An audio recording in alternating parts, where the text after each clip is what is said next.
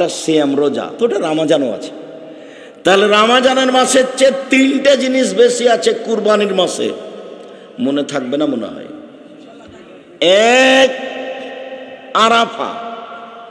দুই, হজ। তিন, কুরবানি। এক, আরাফা। দুই, হজ। তিন, কুরবানি।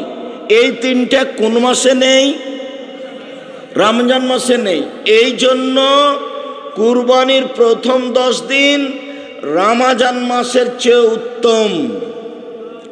মানুষ কি করবে সেই 10 দিনে? এক, সিয়াম থাকবে।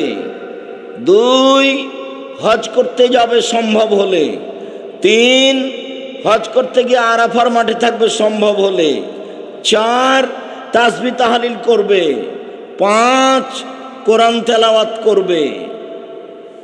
বাড়িতে থাকলে হজ করতে গেলে কেন উত্তম? তার তিনটে ভিন্ন কারণ থাকলো, মনে থাকে যেন। শাবান মাসের সিয়াম, আরাফার সিয়াম, মুহররমের সিয়াম।